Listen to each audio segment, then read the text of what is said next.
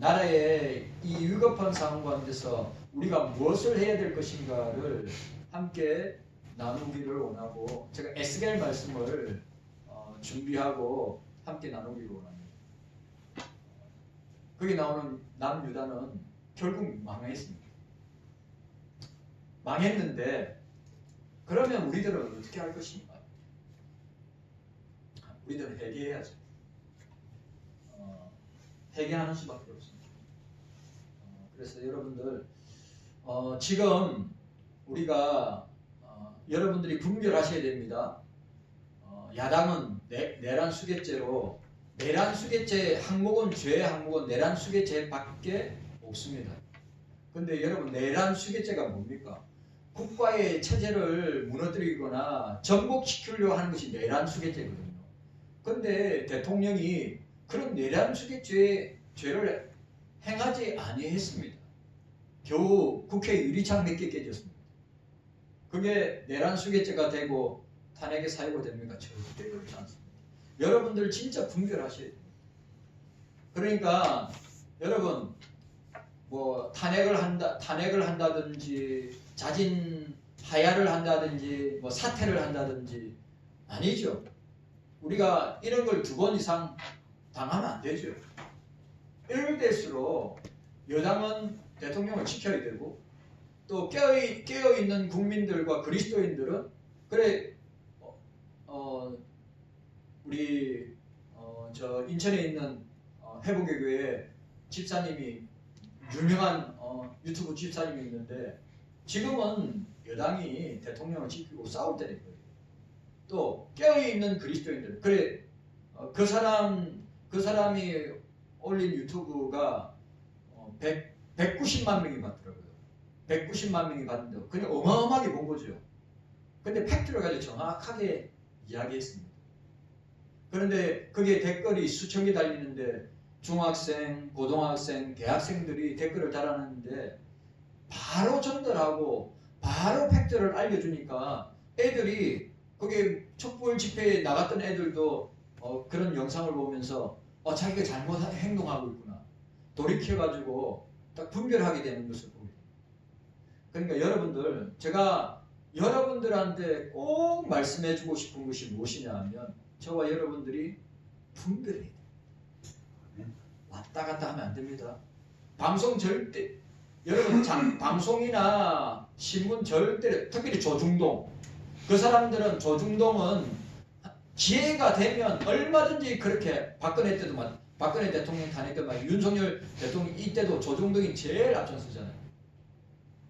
동아일보, 조선일보 보수 언론 맞나? 할 정도. 그렇기 때문에 여러분들 이 시기에는 어떻게 해야 됩니까? 깨어서 기도해야 합니다. 그리고 대통령을 갖다가 여당은 목숨 걸고 지켜야 됩니다. 놀아나면 안 돼요. 그리고 그리스도인들도 마찬가지로 우리가 2번이나 이런 보수 그리스도인들이 이렇게 당할 수 있습니까? 그러면 영원히 우리는 이 나라는 어떤 나라로 갈지 불을 보듯 훤하게 됩니다. 이제 한번 보세요. 4년 중임제 하면 야당 대표가 8년을 하게 됩니다. 대통령을. 그러면 여러분 분별하시고 기도하시면서 나아갔으면 좋겠습니다. 자, 따라합시다. 하나님이 주시는 소망. 하나님이 주시는 소망. 하나님이 우리에게 무엇을 주시는가? 첫 번째로 지난주 생각했습니다. 평화의 소망을 주신다. 평화의 소망. 우리 대한민국 필요한 게 평화예요. 평화. 싸움이 아니라 다툼이 아니라 분열이 아니라 지금 국회는 뭘 해야 됩니까? 빨리 국민들의 민생과 또 북한이 지금 호시탐탐 전쟁을 일으켜서 우리가 세워놓은 이 나라를 무너뜨리려고 하고 있는데 또 우리나라 아시죠? 민노총은 북한하고 바로 연결된 사람들이에요. 자, 이 일이 일어나자 제일 먼저 나선 집단이 누구인 줄 아십니까? 민노총이에요. 민노총. 왜? 북한에서 선동하라고 하니까. 여러분, 우리는 선동이나 싸움이나 다툼이나 분열이 아니라 주님께서 예수 그리스도께서 이 땅에 오신 것은 우리에게 화평을, 평강을, 평화를 주시기 위해서 오신 것입니다. 그렇기 때문에 저와 여러분들은 대한민국이 화평과 평안과 그 다음에 평강이 흐르도록 기도해요. 너무 지금 우리는 진짜 너무 두려운 시대에, 그리고 우리는 진짜 우리 대한민국이 한국교회가 어떻게 될 줄 모르는 그런 상황 가운데 놓여 있음을 분별하고 부르짖는 것밖에 없어요. 기도하는 것밖에 없어요. 매달려야 우리 살려달라. 대한민국을 살려달라. 교회를 살려달라. 저와 여러분들이 여러분 사회민주주의나 공산주의나 낮은 단계 고려 연방제로 얼마든지 될 가능성이 높은 나라가 우리나라.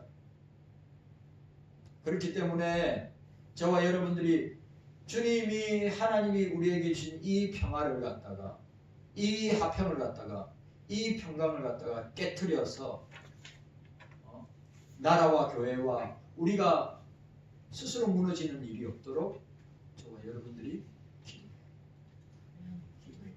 진짜 기도. 자, 두 번째로 하나님은 우리에게 무엇을 주십니까? 위로의 소망을 주십니다. 위로의 소망을 주십니다. 자, 9절 말씀 함께 읽도록 하겠습니다. 9절 말씀 함께 있습니다. 9절 말씀 함께 있습니다. 시작. 너 예루살렘에 함께 있는 곳들아 기쁜 소리를 발하여 함께 노래할지어다. 이는 여호와께서 그 백성을 위로하셨고 예루살렘을 구속하셨습니다라고 했습니다. 오늘 여러분, 이 사건은 언제 일어날 일이냐? 100년 뒤에 그렇게 이사야나 예레미야가 남유다를 향해서 여호와께 돌아오라고 우상을 버리고 하나님의 말씀 앞에 순종하고 하나님 앞에 돌아오라고, 하나님 앞에 신령과 진정으로 예배하라고, 그렇게 이사야도 예레미야도 그렇게 돌아올 것을 이야기하고 있는데 어떻습니까? 그들은 결국 망해서 바벨론에 70년 동안 포로민의 서름을 겪었는데 어떻게 해요? 하나님이 위로해 주실 것이다 라고 말씀하고 있습니다. 이스라엘 민족이 바벨론에 오랫동안 사로잡히고 살게 되었습니다. 언제 예루살렘으로 돌아갈지 기약도 없었습니다. 그러니 그 백성들의 미래가 얼마나 암담하고 암울하냐는 거죠. 그때 이사야가 평화를 선언했습니다. 7절에 보니까 좋은 소식을 가져오며 평화를 공포하며 복된 좋은 소식을 가져오며 구원을 공포하며 시온을 향하여 이르기를 내 하나님이 통치하신다 하는 자의 산을 넘는 발이 어찌 그리 아름다운고 라고 했습니다. 이 좋은 소식이 뭡니까? 굿뉴스입니다. 굿뉴스. 이 좋은 소식의 핵심이 뭐예요? 예수 그리스도 메시아를 통하여서 너희에게 평화를 가져올 것이다. 너희에게 좋은 소식이 임할 것이다. 너희에게 구원을 공포할 것이다. 그리고 그 메시아가 너희를 통치할 것이다. 말씀하고 있습니다. 그리고 말하기를 9절에 이렇게 이야기하고 있습니다. 여호와께서 그 백성을 위로하셨고 예루살렘을 구속하셨습니다라고 했습니다. 포로된 민족이 해방되어 고향으로 돌아갈 수 있는 평화를 공포한 언약을 보여주고 있습니다. 약속을 보여주고 있는 거죠. 그러니 그 소식을 들은 백성들이 얼마나 기쁘고 즐거워하고 얼마나 큰 위로가 되었겠습니까? 여러분들 아시죠? 여러분 저게 추록 성도들, 여기에 추록 성도들이 있습니다. 한상규 목사님하고 여기 한상규 목사님하고 준한수 목사님이 여러분 잘 보세요. 이거 굉장히 중요한 역사입니다. 저분들이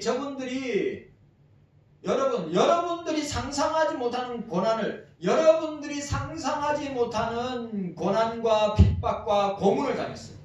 그런데 그 저 진리의 종들이 평양 감옥에서 여러분 겨울에 평양감 제수들에게 여러분 제수들에게 옷을 뭐 솜 들어간 옷이 아니라 그냥 얇은 옷인데 그 당시 1930년 여러분 생각 1930년도 40년도 평양에 여러분 그게 히트라는 아무도 평양의 그 온도가 언제면 영하 20도 25도 30도예요.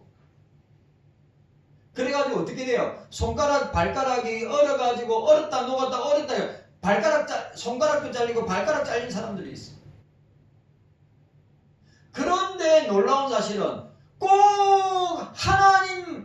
하나님의 말씀에 불순종하여 멸망을 당한 남유다가 다시 바벨론 70년의 포로 생활을 마치고 돌아온다고 하는 위로의 메시지를 받았을 때 그들의 기쁨과 감격은 이루 말할 수 없었는데 오늘 저기에 있는 진리의 종들이 감옥에 있을 때 한상동 목사님이 주남순 목사님이 동일하게 여러분 다 감옥보다 독방에다 다 따라져 있었는데 식사 시간에 서로 소처 진행하면서 하는 말이 목사님 우리 곧 감옥 목사님 우리 대한민국이 곧 광복될 것입니다. 아직도 일제치하에 이 시슬펄펄한 칼날 앞에서 아직도 고통을 당하고 어려움을 당하고 있었는데 저 진리의 종들이 감옥에서 기도하면서 이 대한민국을 생각하면서 나라를 생각하면서 교회를 생각하면서 기도하는 가운데 두 분이 공이 곧 있으면 광복을 맞이할 겁니다. 곧 있으면 해방을 맞이할 겁니다. 기도하는 가운데 칠옥성도인 한상규 목사님이나 준한수 목사님이 주님께 그런 환상과 이상을 보게 된 것이죠. 여러분 그때 저분들이 일본은 망한다. 우리는 곧 광복과 해방을 맞이할 것이다. 감옥에서. 그래 그런 소식을 들었던 진리의 종들이 얼마나 위로를 받았겠냐.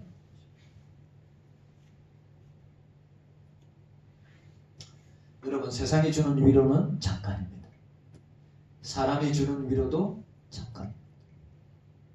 주님이 주신 위로가 주님이 주시는 평강이 주님이 주시는 화평이 참된 위로가 되는 것입니다. 여러분들이 그걸 아셔야 됩니다. 포로된 민족이 해방되어 고향으로 돌아갈 수 있다고 하는 이것이 얼마나 기쁘고 즐겁고 얼마나 크나큰 위로가 되는 것입니다.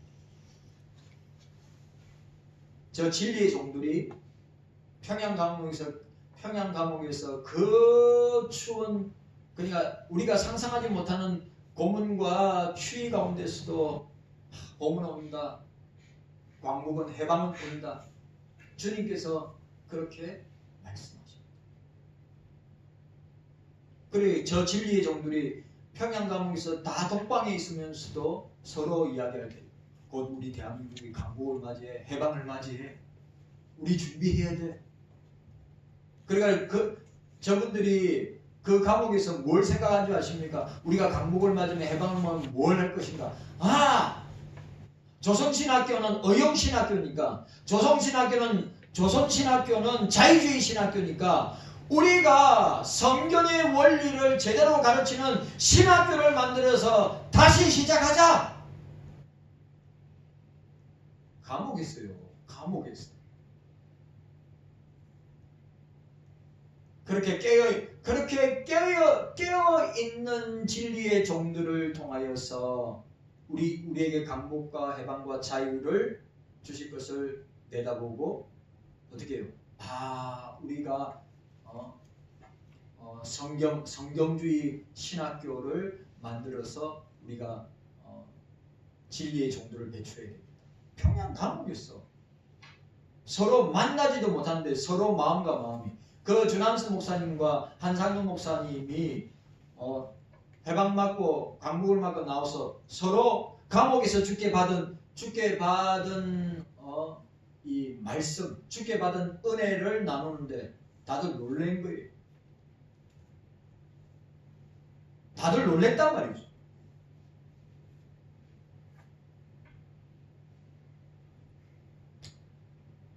사람은 위로와 격려를 받아야 살아가는 존재입니다. 위로와 격려의 한마디가 절망과 낙담과 좌절 가운데 있는 사람을 어떻게 해요? 살려줍니다.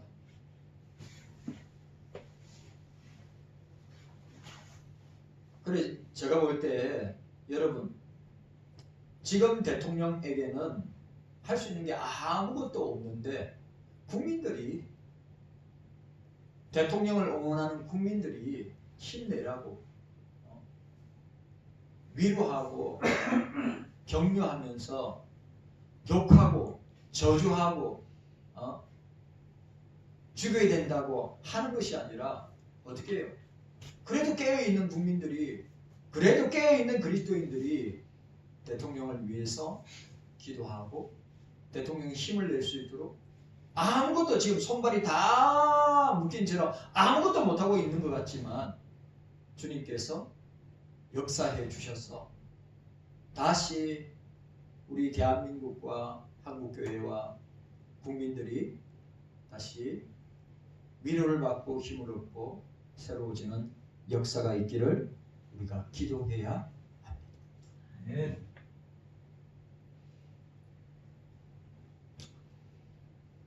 아이들도 어른들도 또 우리 어르신들도 누가 위로를 싫어하고 격려를 싫어합니까? 저도 연희센터에 봉사한 지 13년 됐는데 아버지 어머니들 위로하고 격려하고 제가 맨날 만나면 뭐라 하는지 압니까? 서로 인사하세요. 사랑합니다. 축복합니다. 기도합니다. 감사합니다. 뭐 하세요? 옆에 인사하세요. 근데 거기에 어르신들 대부분 다 중증 치매 아니면 초기 치매 그런 분이 대부분이거든요.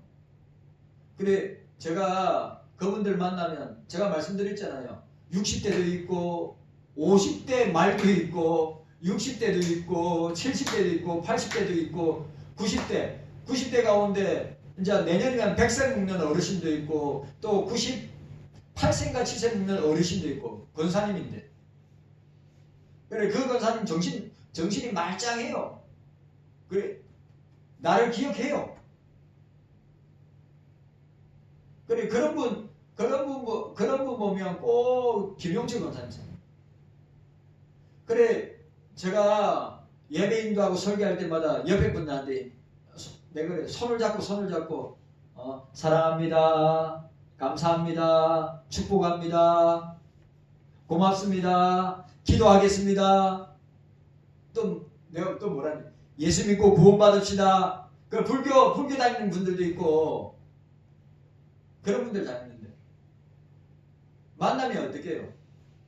우리 아버지 어머니들 어르신들에게 위로와 격려의 메시지.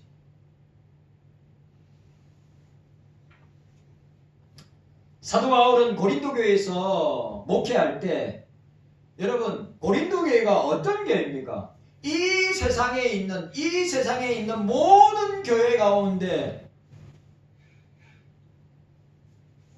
사람이 생각할 수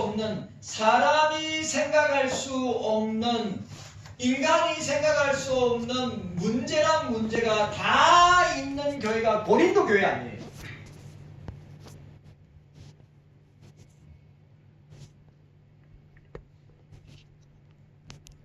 이 세상에